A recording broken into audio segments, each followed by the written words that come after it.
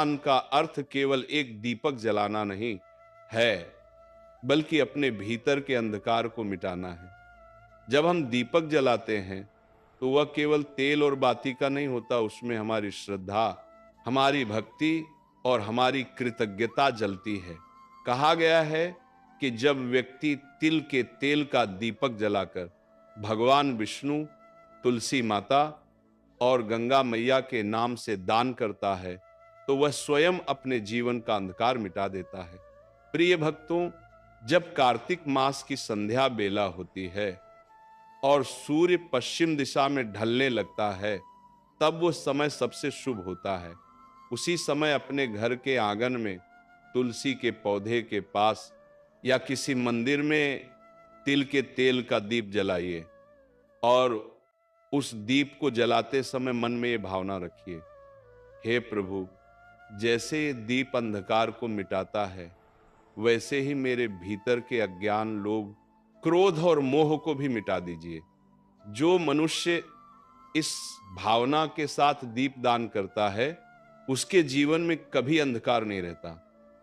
तुलसी माता के समीप तिल का दीपक जलाने का अर्थ यह है कि आप धर्म और समर्पण का दीप जलाते हैं। जिस घर में प्रतिदिन तुलसी माता के नीचे दीप जलाया जाता है, वहां राक्षसी शक्तियां प्रवेश नहीं कर पाती, वहां दरिद्रता नहीं टिकती, वहां कलह नहीं होता। माता लक्ष्मी स्वयं उस घर में प्रवेश करती हैं और कहती हैं, जहां दीपक जलता है वहां मैं वास करती हूं। कार्तिक मास के प्रत्येक दिन और विशेषकर पूर्णिमा या अमावस्या की रात को यदि मनुष्य भगवान विष्णु के मंदिर में जाकर तिल के तेल का दीपक जलाए, तो उस दीपक की लौ सीधी स्वर्ग लोक तक जाती है।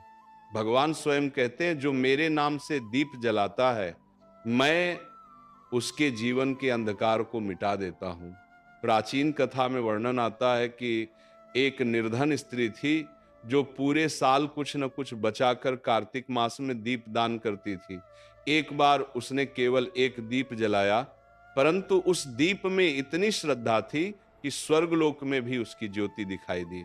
भगवान विष्णु ने प्रसन्न होकर कहा, इस स्त्री का कोई भी जन्म अंधकार में नहीं रहेगा, अगले जन्म में वह उसी नगर की रानी बनी। इसीलिए कार्तिक मास के अंतिम दिनों में जब ये पवित्र काल समाप्त होने को होता है, तब यदि कोई व्यक्ति तिल के तेल का दीप जलाकर दान कर देता है, तो वह अपने जीवन की दरिद्रता को सदा के लिए समाप्त कर देता है।